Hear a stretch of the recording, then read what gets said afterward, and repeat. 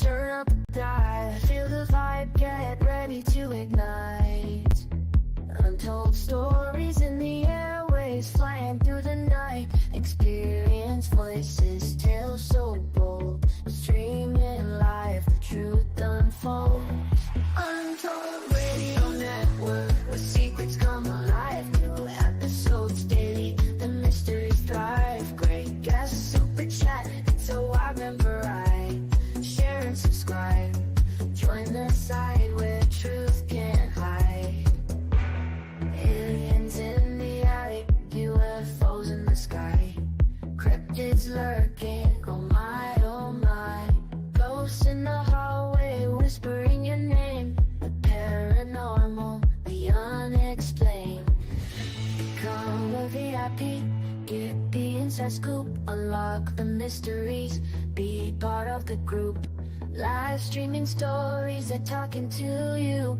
Super chats buzzing, join the crew. Untold Radio Network, where secrets come alive. New episodes daily, the mysteries thrive. Great guests, super chat, it's a wild member ride. Share and subscribe, join the side where truth can hide. So if you've got the guts and you want to explore, tune into the Untold, it's what you're looking for. From aliens to ghosts and all that's unseen. Untold Radio Network, where the world's mysteries convene.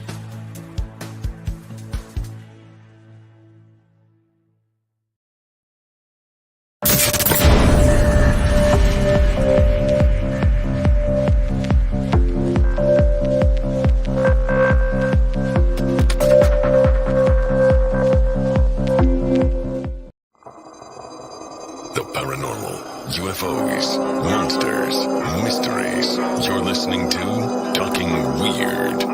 And now, from a cabin deep in the Northwoods, your host, Dr. Dean Bertram.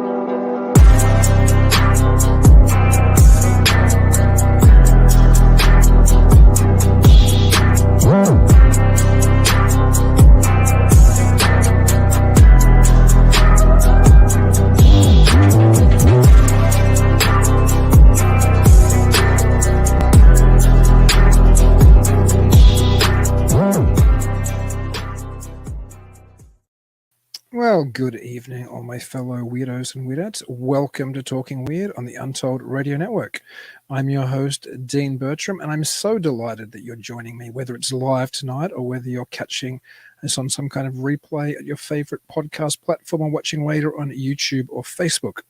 I spent a better part of this afternoon putting in potatoes. Fun. I love my newish rural life in Wisconsin. I love both planting and harvesting things. I also got an incredible package in the mail last night from somebody who's a big part of my feature documentary on the Shaver mystery about Ray Palmer and about Richard Shaver and about the creation of modern UFO belief, called The Man Who Invented Flying Saucers. He'd already given me some, and he gave me more original Dick Shaver, Richard Shaver rock photos, like the photos that Shaver actually took of the rock art, where he thought inside the rocks there was evidence of an ancient civilization, and they literally projected photos within the rocks or had art hidden in the rocks which had come down to us from pre-deluge times. So I was sent some more original photos which Shaver himself held in his hand and used him for his art, which was just so incredible. I'm an historian as well, so to hold something to me which is so important in the history of this very rare and strange and weird field that we work in was very special. Speaking of special, I'm super excited about our guest tonight. One I've had on before and one I haven't had on, but I've talked to her on her show. And one is a Bigfoot, Dogman, and paranormal experiencer and field researcher. He is creator and host of the Texas Front Porch YouTube channel and podcast, and has been featured as a speaker at numerous conferences and the Dogman Triangle documentary. He and his team have pulled together some of the best physical evidence in years, and I'm sure we'll be talking about some of that tonight. And our other guest tonight is a woman of many talents who has been experiencing the paranormal from a very young age. She has taken this as an opportunity to expand the horizons of not just herself, but the world around her. She is half of the team known as Blondes and Boos Paranormal, as well as a field researcher and host as part of the Front Porch Team. She can be seen talking on spirits or even charging headlong into notorious places such as the LBL and Brown Springs, Oklahoma, pistol on her hip, investigating cryptids. That's my kind of gal. She has witnessed Sasquatch and apparitions as well as demonic goings on, has spoken at numerous conferences, has been featured on several documentaries. She can be seen on the Blondes and Boos Paranormal podcast and Texas Front Porch. She spends her off time, though, with her family doing the hardest job in the world, being a mom. And as a dad, I can attest, as we all can, to parents of how that is the most important job. At any rate, I'm so delighted to welcome to Talking Weird Tex Wesson and Brandi Butcher. Hey, Howdy. how are you? It's so good to have you guys on. I only talked to you a little bit a while ago on Texas Front Porch, so this is almost feels like a part 2. Right? It does. It does. I'm super excited. I love your pistol on the hip bit as well, Brandy, by the way, that you charged. Well, it's kind of the truth. Maybe there's something we can kick off with, because I know some people don't like, I mean, I'm a Second Amendment guy, so I do, but I know some people do go into the field armed, and some people don't go into the field armed. And I've already put my, not that I go into the field looking for cryptids anyway, but my obvious friendliness to being armed. But can you guys tell me regarding, maybe you have conflicting opinions, although I don't think, thinking Tex, what's your approach on being armed? Why do you decide to be armed when you go on some investigations? Well, honestly, it's not for Bigfoot or Dogman or anything like that. If you've been wandering around in the woods, you've had these critters all around you. It's more for, especially down here in the South, bad pig problem. And that's the main reason. The second is, of course, unfortunately, protection from the human critters that you might run across that have nefarious, ideas for you. But now at Brown Springs, we have kind of a special thing that we have to look out for. Yes. Believe it or not, it's tigers. And that's, I went for years and years when I was researching solo down there, and I didn't carry nothing but a Bowie knife. That's all I carried. And then I started having the pigs come up close, and then the whole possible tiger situation and all that kind of stuff. It's like, well, okay. So I started packing, I'll say everybody, a lot of people were telling me, oh, you're not going to have any encounters. You're not going to have, you're just going to hurt your research. I got news for you. If anything, my encounters increased when I started packing. I solely believe it's what your intent is. And I think it's not what you would call a superpower for these critters to sense intent. Because I mean, dogs sense intent, horses sense intent, a lot of animals do. So even humans to a certain extent. So yeah, that's my take on it. Well, you kind of have to, Tex, you kind of have to tell the story about the tigers and why they're out there. People aren't understanding about tigers. Yeah, you have to tell us, Brandy. I was like, what are these tigers they have down there? Are they mountain lions, or what are they talking about? Well, Tex has got he's got the whole scoop on that, because he was told by, what was it, law enforcement that told you about that? Yeah. Sheriff's deputies and tribal police at the same time. Yeah. They, what happened was we were, and I'll try to keep this short, but, we were headed up to the Brown Springs Cemetery one night, and it was 2 groups of us. It was, a total of 5 people, and we pulled up to where you park at the bottom to walk up the hill. We didn't even get out of our trucks, and the next thing we know, we're surrounded by 5 cop cars. And it was 2 tribal officers and 3, sheriff's deputies. So we gingerly got out of the trucks, and we started talking to them. Well, they were looking for a suspected coven of witches that were running around sacrificing chickens in the area. There's a lot of occult activity down there too. and if you haven't heard me and Brandy talk about this stuff before, you're going to find out that we at Brown Springs, there's no telling what you're going to run into down there. It's Absolutely all over the not. map. I call it the Southern Skinwalker Ranch. I mean, but so anyway, I'm talking to these guys, and I ended up talking to them for about 45 minutes. Well, they come off the information that two of their officers had Bigfoot sightings right there, and which floored me because most law enforcement aren't going to talk about it. And then another one of the other officers told me that he had a paranormal experience right there in the cemetery when he was younger. So he said, "Are y'all armed?" And we said, "No." And, the guy back at camp is toting, but we left him by himself, and that was Jason McLean. And he said, "Well, we encourage you to carry a sidearm down here." And I was kind of shocked. I'm like, "Really? Why?" Well, most of you, if not all of you, know about the Tiger King there in Oklahoma. Well, his first outfit before he got busted was about 40 miles away from where we researched. Well, the bunch that took it over relocated it within about a mile and a half of where we researched. Well, then when they got busted, there were 17 cats, big cats that were unaccounted for. And they told us that they had reported tiger sightings, full-blown Bengal freaking striped 600-pound tiger sightings. So that's where and funny enough, a couple of years before this had taken place, I had an encounter that I really didn't know what it was. I thought it was a Bigfoot, but looking back on it, very well could have been a tiger. So that's the tiger story. And it's not so much the tigers that scare me out there. It is the wild hogs. Yeah, those are real bad. I mean, you can see, their tracks and where they're rooting around to find, food in the ground and where they're bedding down at night, and you can hear them, kind of off in the distance. They'll come up. They'll come right up on them. Mm-hmm. Yep.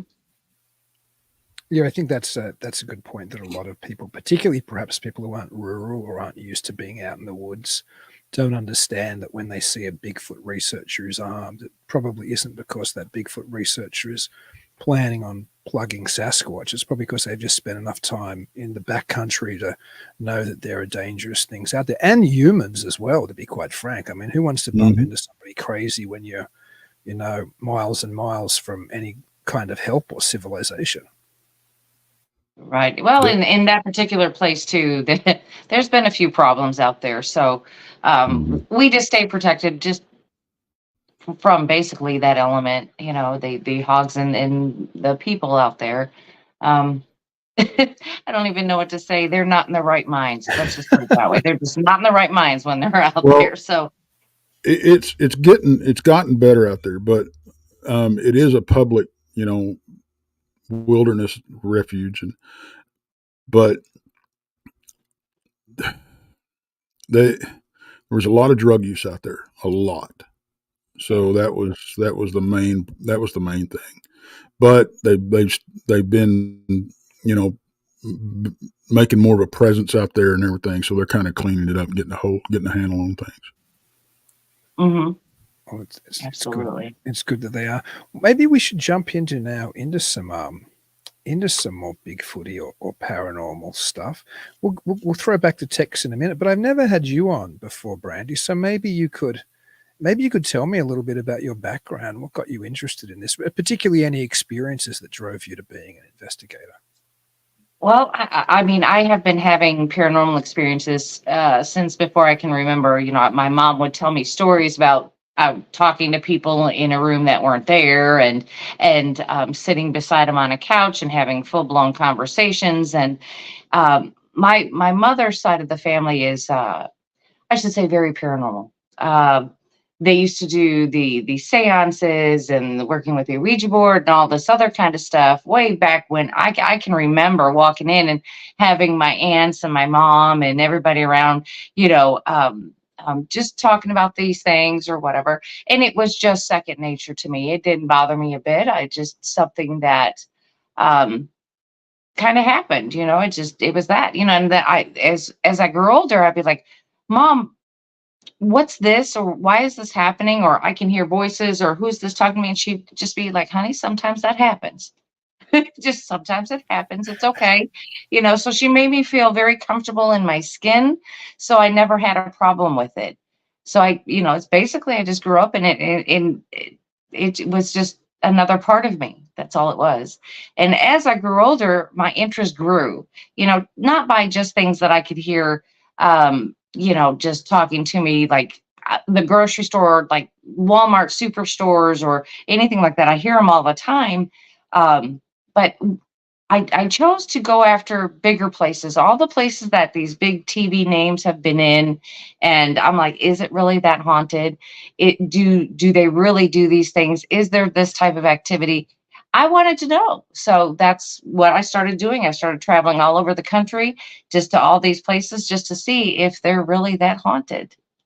Speaking of families, do you think there's a genetic predisposition, or is it something else that makes some families seem to be more in touch with the other? I believe that everyone can see these things and hear these things if they allow themselves to. In my family, of course, it was no big deal. So it was, everybody talks about that third eye opening, and you open yourself up and allowing yourself to hear these things. It was just natural for me. Some families don't believe in that stuff, so I think they cut them off. You're all the time seeing videos of children just talking to whoever's there, and blowing kisses and all kinds of things. And I think that as we grow older, their parents are just like, that's just make believe. That's just their imaginary friend. That's, and they kind of cut them off from that. My youngest daughter, is very susceptible to hearing things and seeing things. And I've allowed her to, and we talk about it. She even goes investigating with me at times, in locations that are appropriate. I don't take her to, things that have negative energies or anything like that. But she has a great time, and she understands what's going on with her. But I do believe that everybody can do it. I do believe it's just cutting yourself off from a very young age, and just denying that these things exist, because I know they exist. That's interesting, talking about negative energies and being conscious of not wanting to expose your daughter to that kind of thing. Do you think, though, if you're out in the field investigating, that negative things can attach and come home with you? Because I've heard a number of investigators talk about that type of experience. Absolutely. Absolutely. I do take precautions, that I make sure that I cleanse, and use different things. Now I'm a crystal user. I believe in vibrations.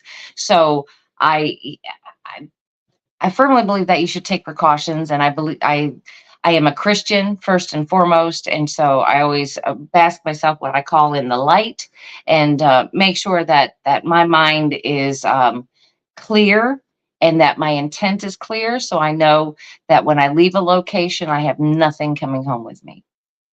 We lost Dean for some reason. We did, but he's coming back. We'll still keep talking. We'll take over his show. I'll take over the show. It ain't going to hurt me, my feelings any. That's right. We'll take over his show. That's no problem. But when we're talking about negative stuff, and we're talking about Brown Springs and stuff, that place has got a lot of bad juju going for it. Can you guys hear me? Yeah, we hear you, Dean. Yeah, we hear you. I actually can't hear you. Brown Springs does, and I don't know. What just honestly, happened to my equipment.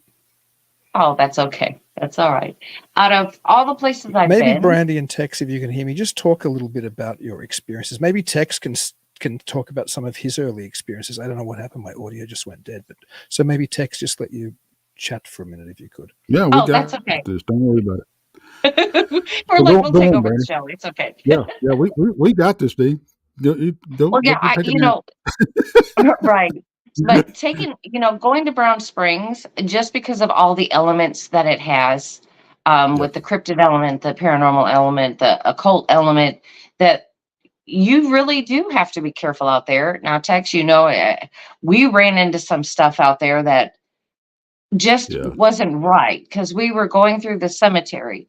Right. And Tex calls me back and he's like, hey, come look at this. So I went over there and I looked at it, and there was a pure white candle glass, one of those tall glasses. It reminds me of one of the prayer candles, but it was super tall. It had no candle left in it. There were pictures laying around that were burnt. There were papers inside the empty candle glass that were burnt. And it looked like people, like a man and a woman, they were in separate pictures.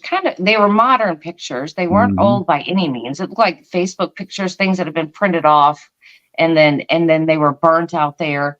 And Tex is looking at it, and I said, do not touch that. I said, I have no idea what that is. Don't touch it. Leave it alone. That's just something that I don't want any part of. Even though I've studied demonology, it's not that I want to be a demonologist by any means. I don't. It's just so I know the signs and know what to be aware of, so I can say, hey, this place is not for me. I got to call somebody else for this because this is not for me. Well, So, and I was talking to somebody recently about that, and they suggested that it was some kind of binding spell. Now, whether it's dark or light, the it leads towards not the light because of where it was. right. Because what you got to remember about this cemetery is the youngest death date in this thing is 1924, and that's the youngest grave. These pictures were not. I mean, these were Modern pictures, just like something you'd pull off very Facebook. modern. Yeah, Yeah. exactly. So it sounds like somebody was either trying to drive these folks apart, or they were trying to bind them to some kind of spell that would make them ill or bring them bad fortune or something like this. Yeah. But that whole night, that was just right out of the. I mean, first rattle out We of the had like box. the trifecta that night. It was like the Oh, we did. trifecta of all trifectas that night. Yeah. Tex, I'll let you start on that particular encounter and what we were doing. All right. Well, we were all staying. We decided to go all dark. We went through the cemetery. Nothing really much happened. We just walked through the cemetery, looked at the graves and that kind of thing. And we were on our way out, and we all decided to go dark and go back to back.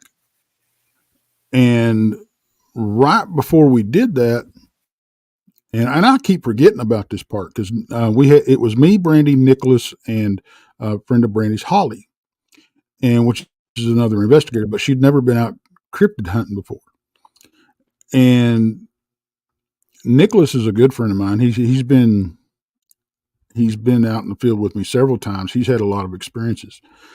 And what I like about taking him out there is, and he's only like 23 years old. So we're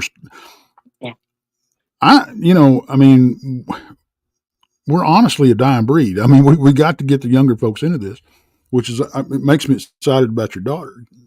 Uh-huh. But, he gets his shirt tugged, Yes. and he's looking around to see what he got caught on, because there are briars and stuff, but we weren't in that. We were just in grass, not even, ankle high. And so he's like, what's going on? Did y'all touch me? No, nobody touched him. So we get back to back, we kind of blow that off, and we start, they're him and Holly are looking one direction, me and Brandy are looking the other. And almost at the same exact time, we were like, "Do you see that?" And we start seeing there's this dark, whatever bit of 8 feet tall, Brandy had to be. Yeah. And we start seeing this Bigfoot looking like critter walking through the trees. Now I'm not talking about disappearing and walking through the trees, passing by the trees about 40 yards away from us, something like that. Yeah, it was pretty close. Yeah. And we watched this thing for probably pretty close to a minute, I would say. Yes. And it didn't pay us any mind. It just kept walking, and we were excited because that was Brandy's first sighting. And which that's always exciting for me. I think that makes everything I've ever done worth it when I can be with somebody when they had their first encounter. And especially if it's exciting and a sighting and as well as that, as good as that one was for a night sighting. You know, we had plenty of moon and we could see what we were looking, you know, we could see exactly what we were looking at. Mm-hmm. And what do you guys think that was? Do you think it was like physical, or do you think it was paraphysical, or like was it a hairy relict ape man who lives in the woods, or was it tied into more the paranormal type experiences that you were talking about?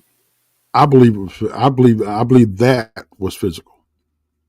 I do too. A lot of investigators talk about this particular gait that Bigfoot has, and this had that long gait, just like everybody talks about. It's right there. It had the body structure. It had everything that said, "Hey, that's Bigfoot right there."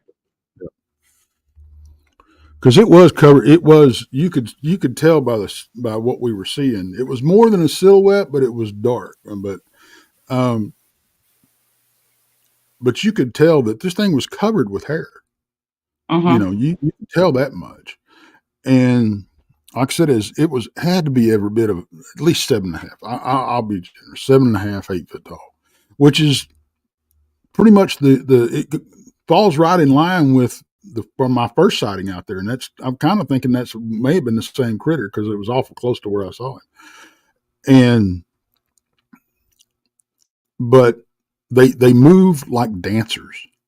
You know how you watch a dancer that you know is really good. Their head don't bob. You know all the movements in their legs and everything. And that's exactly how this thing walked.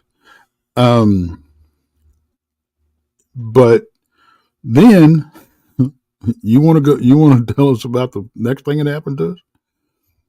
Oh yeah. Okay, so this is where it gets funny, but it's not so funny. I mean, it's funny now. It wasn't funny then because it was kind of crazy. So our friend Nick and Holly decided. Well, they were out in front of us, and we're walking down this. I don't know. It's an old road. What's that? Up. You're forgetting something. Uh-oh, you better tell me what I'm forgetting. The thermal. Oh, okay. So because this was very interesting. Now this is going back to a little bit of paranormal because I'm not sure what this thing was. So Nick and I were just going through after we had the sighting. We had the thermal out and we're looking through. Now the way he has it set is anything with a heat setting or has heat signature will come out black. So we're looking through this brush and we see this circular thing, and it's just kind of in there and it's moving around and it's changing shape, but it's still staying like circular. And we keep looking at it, and I'm like, what is that? And Nick says, I have no idea, because we were trying to figure out if it was, you know, an animal of some sort. We had no idea because it was a rather on the large side. So we had Tex look at it, and Tex is like, well, I'm going to walk out there with it, and you keep the thermal on it, and you tell me what it does. So Tex is out there walking, and with the thermal, he was recording it, but he's watching the circular thing kind of follow Tex around. But as soon as Tex would move towards it, it would stay the same amount of distance, but then it would move away from him. But it never left him. And this thing was just kind of like changing shape. It kind of reminds me of a lava lamp bubble is what it was looking like. And it just would not change. And it was showing a very hot signature, like a human would, any type of animal. It was just showing this super hot heat signature. And we just kept watching it for a while. And then finally it just dissipated and went away. So that was very, very strange for me, because I'm like, well, never seen that before. I've never encountered anything like that. Now, I've encountered what people would call orbs and things like that, but they did not show a heat signature like that, and they did not bubble and change shape like this thing did. So this was something new that I can't explain. So I'm just going to say it's paranormal, of course. I have no idea what that was. And we tried to recreate it. We tried to do everything, and there's nothing that we can do to recreate what had happened. When you see Bigfoot and then you see something like that in the same kind of time or in the same kind of zone, I mean, it's probably because of my own biases, but then I lean towards the assumption that the things must be connected, because to have two such anomalous experiences encountered, you know, is that somewhere you guys go in your thinking? Or see, this is where I don't understand. I can't connect these two, only because the Bigfoot sighting that we had was outside of the cemetery. It was outside of the cemetery, walking along, the tree line out there. This bubble thing that we saw was inside the cemetery. So I'm not sure if they're connected, if that was just connected to the cemetery, if it was connected to the Bigfoot. That I cannot tell you. I believe that all things are intertwined. I just don't know how. But if those two things are connected, I don't know. James Noriego asks and says, I'm a demonologist. Did it ever feel malevolent? Not to me. That particular bubble did not. It didn't. It didn't. Now, I've been to many places where I'm like, this is a place I should not be. It's like, I am not a demonologist, but I studied it just to know enough to say, you know what, this is not for me. Because knowledge is power, of course. You don't want to go in blind. And so this thing never felt like that. It was just kind of like it was intelligent and curious, and was kind of like following Tex around, following Tex around. And then when Tex would turn towards it, it's like, well, that's a little close. I'm going to get over here and I'm going to follow him around this way. So it was very weird to look at. It was just something I'd never seen. An orb type thing with a heat signature. That you couldn't see with your naked eye. No. It's just fascinating. James also asks, some say Bigfoots are demons. Do you agree? I'm assuming that you guys don't, but I'll field the question anyway. I don't. Absolutely not. I think if they were these evil monsters, I don't think me or Brandy would be sitting here talking to you, and you're gonna find out why. Yeah. Yeah. No. If it was anything demonic, I would not be here right now. I have another good question from Horace Smith, who's Professor Emeritus of Astronomy and Physics at Michigan State University and a good friend of the show and a somewhat regular guest. He says, does your IR viewer record? So can you record on your IR? Yes. We actually got that on film. We've tried to break it down, and unfortunately, the video is horrible. But I mean, you can see what's going on, but you can't. It's hard to get across what we experienced while we were there, because I actually walked. She was like she said, I walked around and this thing, it moved with intelligence. I walked towards it, and it stayed the same distance away from me. And when I moved back to where I was, it moved back with me and kept the same distance, and it was hovering, maybe a foot or so off the ground. I mean, it wasn't that high, but it was just undulating. And it was, I remember it being about as big as a cantaloupe, maybe a softball. And it was just undulating, and it didn't just blink out of existence. It faded off and got cooler and cooler and cooler and cooler and cooler until it was gone. It just dissipated. Yeah. Wow.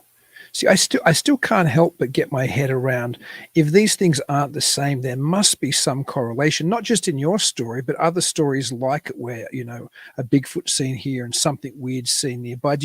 If they're not somehow manifesting from the same thing or related in that sense? Do you think there's another explanation, like an area might somehow attract certain things, or do you have any idea of placing these things near each other for just any theories at all? I'm just super curious about it. Well, the place that we were, which is Brown Springs, has a very tragic, Dark. horrible type of past to Yeah. it. And it's kind of like, is that what's bringing this all together and making it all happen at one time? I don't know, but it certainly has all the ingredients to where these things could be connected. I just I don't even know how to explain Brown Springs. It's one of the weirdest, creepiest places I've been. And I do investigate the land between the lakes in Tennessee, and that place is creepy and it's beautiful all in the same moment. Brown Springs has a whole different vibe. It's I don't want to say it's malevolent. I don't want to say that. It just has something else attached to it that gives you an uneasy feeling at times. I mean, we're talking about a place that the cemetery has its own history that is horrible. It started out as an Indian burial ground. Then the guy that the whole county and the wildlife thing is named after, Love, he actually owned all that area down there and used it as his family cemetery. Word has it that he owned over 100 slaves. He was not a good guy. And then some other folks took it over. They used it as their cemetery. And then there was a guy that took it over. That the Brown Springs has its name because of the springs that bubble up at the bottom of the cemetery. They're a clear water, cold water spring. And this guy decided, since he was on top of a hill, he had fresh water, be a great place to build his pig pens. He built pig pens and kept pigs in the cemetery. You can't get no more disrespectful than that. Right. Not only that, the whole area, the area as a whole, used to be a popular body dump for the Dixie Mafia. Okay. There's been several, and even after that, there's been several murders out there. Two of them were very, very infamous. There was a couple that was killed out there. A lot of people feel it was a Bigfoot or possibly a Dogman that committed him. The guy was tossed over in the brush with his head turned around backwards. She was found spread eagle in the car, and she had been brutalized and ripped stem to stern. Like you said earlier, there's a lot of occult activity out there. So there's a picture of, and it's not my picture, but there's a picture that I was sent. He took the picture. He said, "Hey, this is your favorite area. It's all grown up and everything." It was a picture of the bottom of the cemetery. He was driving down the road, snapped a picture. I looked at it and I said, "Well, what about that big boy standing back there in the trees?" Next text I get was, "Holy crap. There's a big black humanoid shadow standing back in the trees." It reminds me of Andre Giant back in the day. We went out, we took measurements and tried to recreate the photo. We couldn't do it. The measurements, if he was standing on the log that was back there, he was 12 feet tall. If he wasn't, he was 14. This thing was huge. And fast forward a couple of years later, one of our trackers, we were coming out of the cemetery one night after a very active night, and there was a mound of sand over on the side of the trail. And he goes, "I want to go check this thing for prints." Walks over there. There's two hoof prints that are 12, 14 inches around. So what we have going up there, and I've talked to some psychic mediums. I've talked to historians. They all give me the same thing. And they didn't know we was talking to them. each other. And what we get is there's either a dark entity that is guarding that place, a huge dark entity. That's what they told us. And this was before the picture was taken or any of that. Mm-hmm. Or there was something dark that is holding souls captured in that cemetery. And that tracks also. So but yeah, we just, I mean, we've gotten EVPs out of there. I've gotten disembodied voices, disembodied growls. It's just insane. Wow. Yeah, we've heard howls out there that we shouldn't be hearing. There's coyotes, there's other things out there.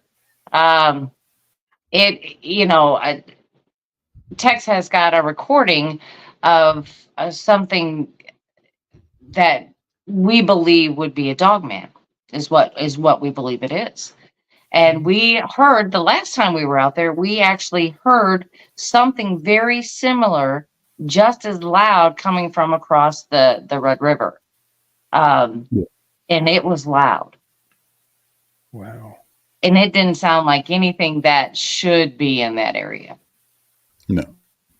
That's fascinating. We have a question from the Dead End Collective, who I knew asked Tex if you could ask a question, so I'm going to ask it. Do you feel that these entities are trying to help us? Do you feel they are trying to understand death? So there's two questions there, I guess. One, are they trying to help us? The other is, are they interested in, I suppose, the death process, or what death is, maybe? Well, it depends what entities you're talking about. Yeah. As far as the Bigfoot and that type of thing, I think because they are known to come across cemeteries and everything, be seen in cemeteries. So are dogmen. Yes. I don't know. I can't answer the whole dogman thing, but I do have a theory on the Bigfoot. Why they are seen around these very rural, out of the way cemeteries in the woods. There's a couple of possibilities. One is, other than stupid people like us, there's not a whole lot of people milling around these places. No. So that could give them a place that they know that there's not a lot of activity, almost a safe place to go. Okay. Another theory is that maybe they use it for a first line of a defense, that they can watch and see what kind of human activity they're going to have in there.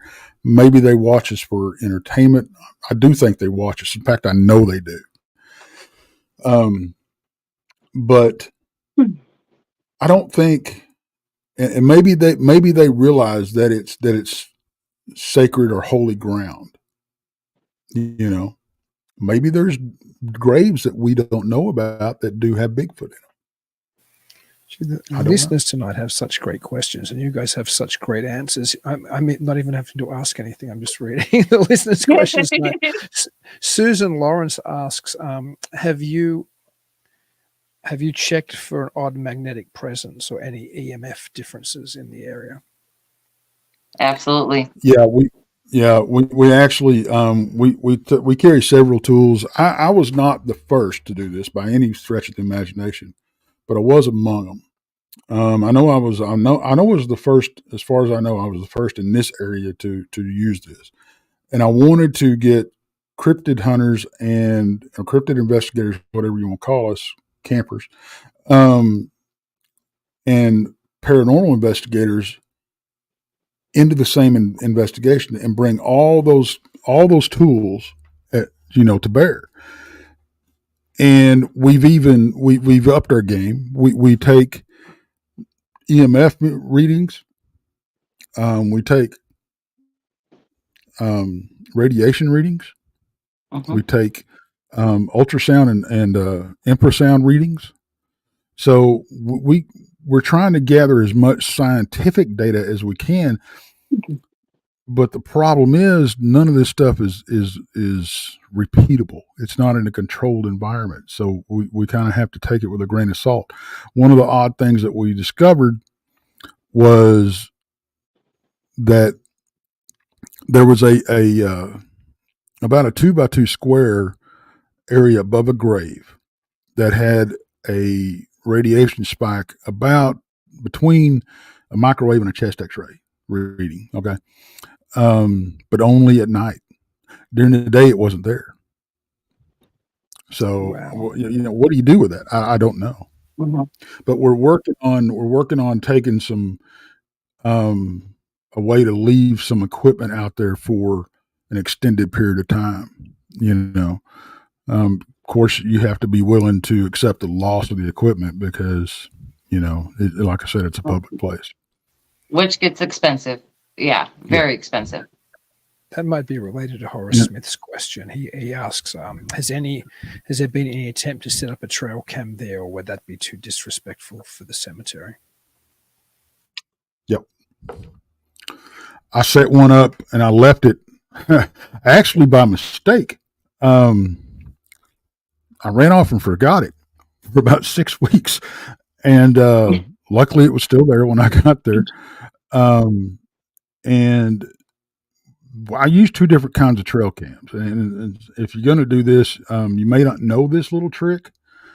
There are 2 different kinds of infrareds that you can use. You have the active infrared and you have the passive infrared.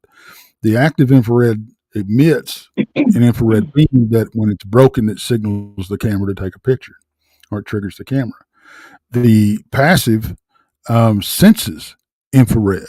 So those type of cameras, if these creatures are able to see infrared, which is not out of the realm of possibility, there's a lot of animals out there, even lemurs are able to see infrared.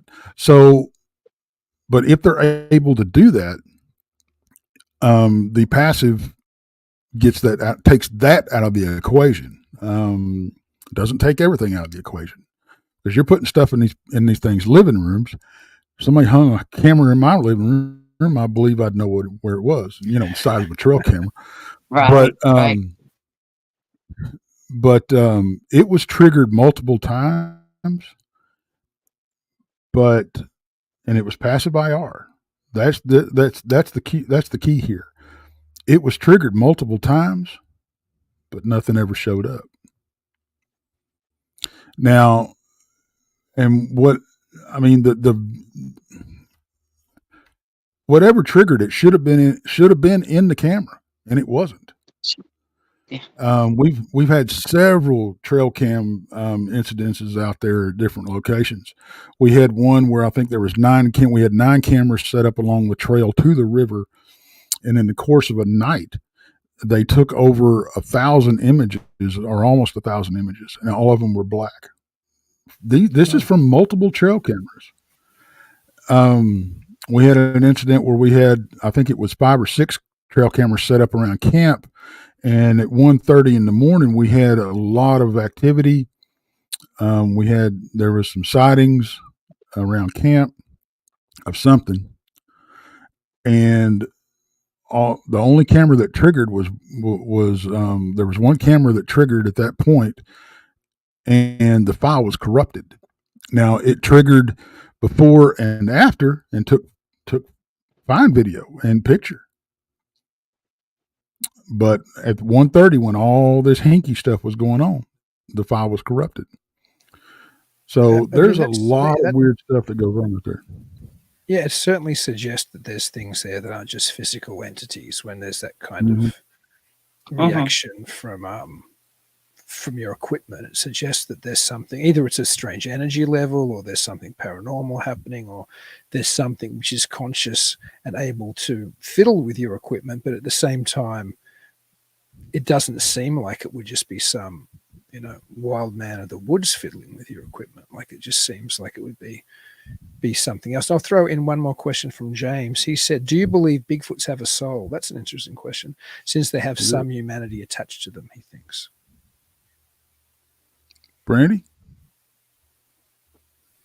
I believe everything has a soul. Every living thing has a soul. Our dogs, cats, I think everything has a soul.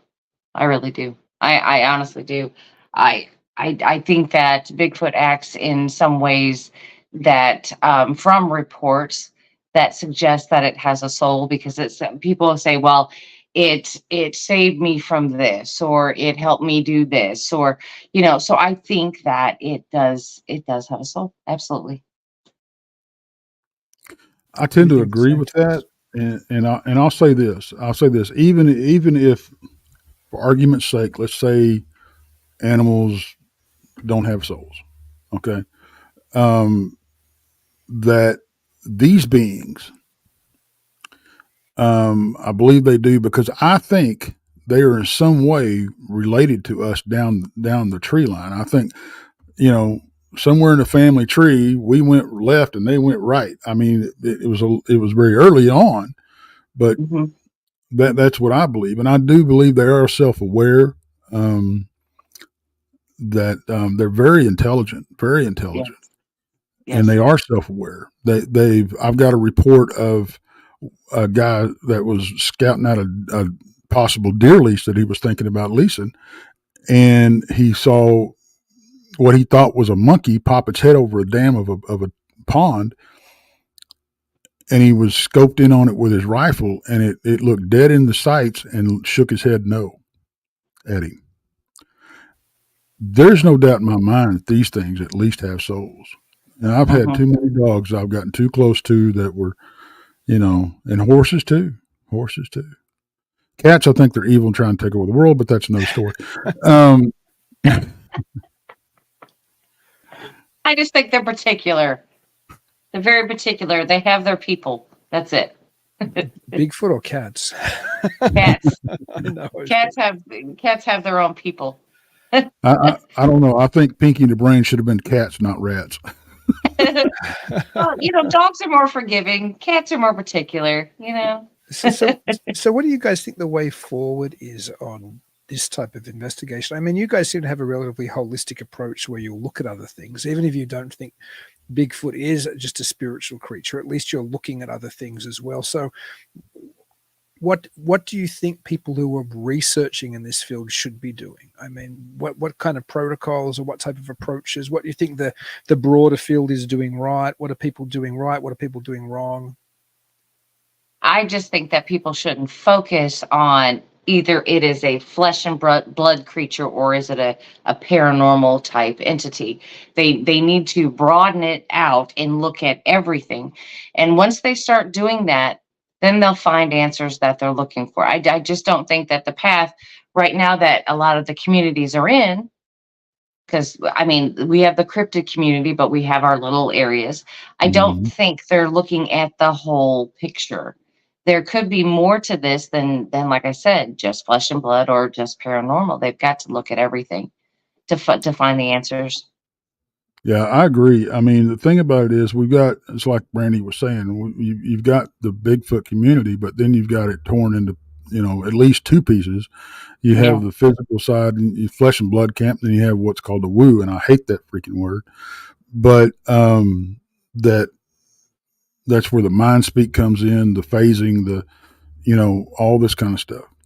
And what we need to focus on is let's prove these things exist and then figure out what they are, because we It, haven't done that yet. That's the right. first thing we got to do. If that's Right. if that's your goal. And I think to protect them, we need to get them on the books. Some places are already on the books. Why people are still denying this phenomenon, I cannot fathom. Um, Mhm. but I do know people that love to go camping or glamping or whatever, and they'll be talking to me, and they're like, and they'll say they don't believe that these things exist. What they really, but after a conversation, what they really mean is they don't want to believe that these things exist, because if they did, they could never go back because they would be Right. too scared. And Right. I don't, that breaks my heart, because there's been many encounters that with hunters and the like, that, hikers or whatever, that have an encounter and it traumatizes them so bad that they won't ever go back. And that breaks my Mhm. heart. And I was one of the lucky ones and got and overcame that with my first encounter back when I was 16 and with a Dogman. Mhm. But um, In fact, that's one of the driving forces behind what we do. It's not so much the research, really. It's helping people and giving them a safe place to talk about what they've experienced and not be called crazy or liars. Because Right. There's a lot of times you can't even talk to family members about this stuff. That's true. That's true. And then, when I had that first encounter with Tex, I seen it, but there's still that little doubt in your mind, that little thing there. When I had my second encounter, I went from being a believer to a knower. Mm-hmm. I know these things exist. You cannot tell me they don't. I've seen it right in front of my eyes. There is nothing you can say that says, oh, those things don't exist, because I will, till my last breath here on earth, I will tell you they are real, and you can't tell me nothing else. Well, you're going to have to expand on your second encounter. You know that. Well, I will, but we don't have enough time to expand on that, because it is, kind of a little bit of a story. But I'm just saying that I saw it up close and in personal, Mm-hmm. and I got to observe it for 45 seconds to almost a minute, and it was right there in front of me. I was looking right at it, and it looked flesh and blood to me. But then again, I can look at a lot of things and say, okay, that is, that's flesh. But then, are you sure? No. I've seen apparitions. I've seen apparitions that look like flesh and blood, and they're not flesh and blood real, as we would say you and I are. So, I'm like, okay. Did you want to go over just a little bit so you can tell that story? Because I've got people in the chat asking to hear it, I think, Brandy. No problem. So I was on a camp, and we were in the southwest corner of Missouri. And there was probably about, I would say 25 of us actually that were out there camping. We'd been there all week. We spoke at we didn't speak at a conference, that one, but we had been at a conference, and we went out there back to camping, and we were going to go out for a hike that night. It was about 10 o'clock at night. And so we're all getting ready and talking, and they're like, hey, in about an hour or so, there looks like a storm coming in. So we're going to hold off to hike until after it's over. And I'm like, that's fine. So we were sitting around. Next thing you know, this storm comes in, and it was more than just a little rain. It was it seemed like a monsoon in this little valley that we were in, because we did have a tent where we prepared meals and everything out there. The whole tent was twisted up. There was garbage everywhere. Other people's tents and property was thrown everywhere. It got really intense. It got so intense that I got in my vehicle, and I actually backed it up because I was afraid the trees were going to fall on it. So we were doing that. And in the meantime, before this all started, I have to say this, I had bedding in the tent, which I sleep on the just an air mattress on the floor. So I picked that stuff up because I didn't want it to get soaking wet. So I just put it all in my car. And this all hit. Well, after the storm, we're all out there trying to assess the damage, and the trash is everywhere. It's, it's getting late, and we stayed up at the campfire for a little while. It's probably about 2:30 in the morning or so, and we all decided to call it a night. Well, I had already put all of my bedding into my car, so I decided, well, I'm just going to sleep in the front seat of my car because I'm not dragging all that out. Plus, the bottom of the tent was wet, so I'm like, okay, that's fine. So I'm sleeping, and I had only been asleep 20, 30 minutes maybe. And then I start hearing a tapping on the front of my car. And I'm thinking maybe it's raindrops. I have no idea. So I hear this tapping. So I didn't think anything about it. Now, after this rainstorm, it was very chilly out there. So I had a sleeping bag that I had over me. And when I get cold, this is just something that I do. When I get cold, I'll put the sleeping bag over my head and breathe in my sleeping bag to keep myself warm. So I was doing that and had my head, but you could see the back of my head from if you were looking in at me, you could see the back of my head. Next thing you know, I start hearing footsteps. I'm thinking, okay, it's one of the ladies I was with. They have to use the bathroom. So we have this thing that none of the ladies, they go out side, alone. So there's always somebody that's out there paying attention to make sure that, everything's safe. Well, when I looked up, I'm looking out my driver's side window and I'm looking at the tent. I don't see a light on. I don't even hear, I didn't hear the zipper from the tent. I, there's nobody out there. The door was still closed on the tent. So I'm kind of like, what is going on? What are those footsteps? And I'm kind of scanning. And then I start looking out my passenger side window. And there is another tent on this side of my car. And I'm looking, and then all of a sudden I catch this figure that's standing on the back corner of this tent, like kind of behind it, kind of like hidden, but not so hidden. And I'm looking at a kitty corner, so I could pretty much see the whole figure. And I'm like, is that a person? And you got to remember, I'm waking up, I'm trying to figure what's going on. And I'm like, that's too big. And then we're in bear country. I'm like, oh my gosh, is that a bear? Because if it was a bear, I was going to start honking my horn and all kinds of stuff, let people know that this bear's here and kind of scare this bear off. Well, as I got to looking at it, it was a humanoid figure. It was standing about 6.5 feet tall. The chest on this thing, I can't even tell you. It was just wide. It was almost like cartoonish wide looking at it. The moonlight was coming down, so I couldn't see the facial features really good, but I could see the whole body in the silhouette. I could see that there was hair going down the body from head to toe, and it was standing behind the tent, and it was just kind of like doing the swaying motion behind the tent. And I'm just watching it do this, and I'm thinking, does it see me? I have no idea. Does this thing see me? And I'm thinking, this thing's so huge that it could walk over, break the window out of my car, take me out of the car, and I'd be in the woods before anybody could get out of their tent. And this thing was just huge. So I watched a little bit and I'm thinking, you know what? All I'm going to do is I'm going to lay back real soft, put my head back into my sleeping bag exactly the way I was laying, and hope that this thing didn't see me and let it go about its business. I had my phone sitting next to me and I'm thinking, as soon as I pick up that phone, that light's going to come on. Because, every time I pick up my phone, the light comes on. So I'm like, I'm not picking up that phone. I can't call anybody. I can't do anything at this point because I don't know how this thing's going to react.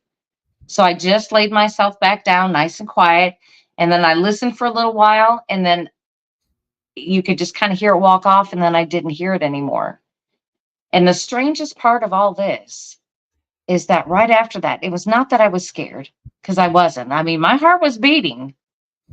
But I'm an investigator first and foremost. So I had what I would call an adrenaline dump. My body just shut down. And I was just out, just completely out after all of that had happened. Well, the next morning, which was like 2.5, 3 hours later, I wake up and then I was getting ready to get out to tell them what happened. And everybody's yelling at me, don't move, watch getting out. We had a visitor last night. And I said, I know, I saw it. So they started tracking this path of this Bigfoot, because remember, I've seen it. I'm a knower. And they watched it. The footprints were between 13 and 14 inches long.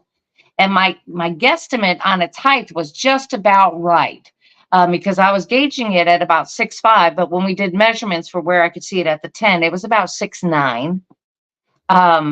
And you could see the footprints of where it came out of the woods and tracked itself all the way around the camp. But what made the validation real is that there were other people having these experiences at the same time. They could hear it walking throughout the camp. Now, my other partner, Krista in Blondes and Boos, she was in the tent where I heard it come, the footsteps coming from in the first place. She saw the silhouette coming through the back of the tent with the moonlight, and she didn't dare move. She was just watching this thing in awe. And then after she couldn't see it anymore, they're talking, and they're like, I wonder if Brandy sees it. I wonder if it's walking around the car, because they could hear it walking around my car. And I'm thinking that's what the tapping was on my car to begin with. It's just kind of checking me out and tapping to see if I was going to move. But what I do think is that the Bigfoot itself saw all the trash out there and was basically like, hey, there's free meals out there, and is just checking it out to see if it could get out there without being seen. So I think that was the whole entire encounter. Daniel Perez from Bigfoot Times, he's the writer for Bigfoot Times. He was there, and he did a whole spread on the thing with pictures and everything. I mean, everything was caught. We had trackers. We had all kinds. I could have not had an experience in a better place. It was just simply amazing. Simply amazing. Wow. Now, Tex, did you have to jump? Because I saw people in the chat saying they were waiting for a show coming up from you or something. I'll reschedule at 10:30. We're good. Oh, you sure? Jay Katz and or his wonderful wife, Aspasia, who run an incredible program on the Untold network called Down South Anomalies, and are very good friends of mine, say to you, Brandy, do you think that women have a greater chance of interaction because of their built-in maternal ways? Your sense of more sensitivity, incredible research, inspirational. Thank you. So they're curious if you think that might be that, but they're very impressed by you. So do you think that's part of it, that women have a better chance of this kind of connection? I don't think so. I think it's all on intent. I think that these things can sense your inner vibration, just like you can. Have you ever been around somebody and you're just like, I am just not liking what I'm feeling from them. I don't want to be around them. I think it's all in your inside. I think that's your own vibration, and they can feel that. So I don't think it has to be a man or a woman. I just think it's your intent. That is interesting. I think I have a question maybe to wind us up, because it kind of goes back to where we started when we were talking about perhaps the need to be armed in the backwoods. And we were saying, or I at least was saying, I know most researchers aren't actually packing because they're worried about Bigfoot. But we've gone through talking about potentially a spiritual nature to these things, perhaps that they're mainly benevolent, perhaps that they have souls. But do you think that sometimes these things can pose a genuine threat to us? Absolutely. Absolutely. Yeah. I do. I think, okay, I've used this analogy before. I think they're as different as you and I. Okay. They're raised up, and obviously they're not huge. There's not huge communities of things. So they seem to be hanging out in small family groups or troops or tribes, clans, whatever you want to call them. And I think that comes from how they're raised, because look at it this way. If you're down in South America, you're traveling along the Amazon, you come across a village that's, never had contact, you walk in, you're being treated as God, you're being, they give you a feast and everything. You say your goodbyes, you get back to the boat, you travel 10 miles down the river, you find another village, you walk in, you are the feast. So I think they're as different as that. We hear tales about them helping people. We also hear tales about them eating people. So, who knows if Grandpa Bigfoot got shot in the butt by a musket, he don't like humans. So he's going to raise his clan to not like humans, Right. Well, down the road, another Grandpa Bigfoot traded with the Indians. And that's how they raised up. So they tolerate us a lot better. They're more willing to help. But I've heard encounters. The LaFleur massacre is a perfect example. But that's called. There's also different types of critters out there, like what we call the Janoska, or the face eaters. They're known to be aggressive, and I don't necessarily think it's humans. They just, maybe they develop a taste for them. But this group caught, kidnapped 19 children and fed on them. They were kidnapping the women of the tribe and everything. And so you hear the different stories, and you hear a lot of what people refer to as aggressive encounters. I don't think they were Mhm. aggressive at all. The rock throwing, the trees being pushed over, that type of thing, the bluff charging. I don't think that's aggressive. I think it's these creatures trying to keep the encounter from escalating. Perfect example is the area where I had my first Bigfoot sighting, broad daylight. We were parked on the edge of a hayfield right next to a tree line. Okay, a thin tree line. We were on the hayfield. On the other side of the tree line was a wheat field. Wheat was about 4 feet tall at this point. We get out. The other guy's getting his camera gear and stuff together. I'm taking the lay of the land. I've never been here before. There's Brown Springs. Never been here before. I'm looking around trying to get the lay of the land so I don't get freaking lost down in these bottoms. I'm looking through this tree line out in this wheat field, and this critter pops up out of the middle of the wheat field, looks around like this, and hauls butt into the bottoms. I saw him from about the waist up, and then when he hit the fire break, I saw him from head to toe, about 50 yards away. We continue our trip. I said, well, hell, there goes one right there. But we continue, go down in the bottoms. We take a left, which would cross his path, and we start hearing something on the ridge. We'll hear footsteps, branch breaking, that type of thing, and then we'll hear a couple of knocks. And then we'll walk another 100 or so yards, and we'll hear the same thing, couple of knocks. And what we think was going on was he was pushing a clan, maybe, female with some young ones or whatever. He was pushing them so we wouldn't walk up on them. I think these things go out of their way to keep encounters from getting out of hand, from getting to escalate, where they have to get aggressive. I think most of them, for the most part, most of them don't want to hurt us. Okay, because I think they realize if they did to a lot, we would be out hunting these things with a vengeance, which some people do, unfortunately. But and when disclosure happens, you're going to have those idiots that want to put a head on the wall. Yeah, Yeah, that's and unfortunate. they're going to be real shocked when it's not the one that they're aiming at that they got to worry about. Mm-hmm. But that's my 2 cents. Yeah, no, did you have anything to add to that, Brandy? Or? No, absolutely not. I mean, I'm just sad because of what Tex just said. As soon as the disclosure happens, that we all know it's inevitable, and that's just sad for me. I don't think that these things should be hunted at all. Well, what's sad for me is that the show's about to wind up, but you were both incredible. Can you tell my audience, assuming they don't know where to see either of you or get a hold of either of you or see what you're up to anyway, where should they go to see more from Tex and Brandy? Well, on Monday evenings at 8 p.m. Central, you can find us on Texas Front Porch. Tex and I are both on that show. Tex has many shows. Tex has his own true crime show. It's on Sunday evenings at 7 p.m. It's called Infamous Minds. That is, you can find that also on Texas Front Porch.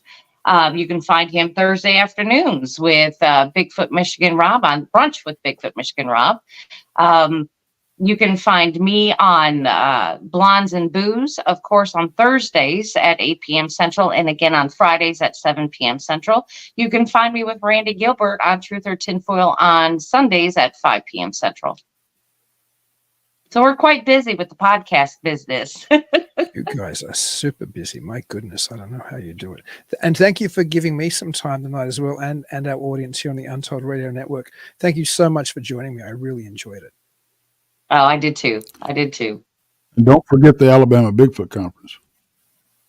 Oh, plug that too. Oh, gosh. Yes, we're going to be at the Alabama Bigfoot Conference located in Anniston, Alabama. It is June 7th and 8th. On the 7th, we're having what Tex and I love to say is a meet and eat. It's at the Western Sizzlin at 6, I think it's 6 or 6:30 on that Friday evening. But on Saturday, starting at 9 p.m., we're going to have some 9 a.m. fantastic speakers. And that kicks off at 9 p.m. Tex is going to be our MC for the day. Blondes and Boos will be speaking with Barton Nunley, Daryl Denton, Martin Groves, Greg Ogles, Bigfoot Michigan Rob, Jason McLean. We're all going to be there just having a great time. So if you're in Anniston, Alabama, tickets are $30 online right now, $35 at the door. Just come on. We're going to have a great time. It's 9 a.m., not 9 p.m. 9 a.m. Did I say 9 p.m.? Yeah. I might have said 9 p.m. I'm tired. Jeez, I'd love that. I need to get back down to Bama as well. It's one of my favorite states. But Oh, it's there you go. beautiful. But Yeah, I it's don't know if I will. It's hard for me to get away. But again, thank you guys so much for visiting with me. I hope that I get to chat to you both in the very near future. Until I talk to you guys and until I talk to everybody else out there, please keep it weird.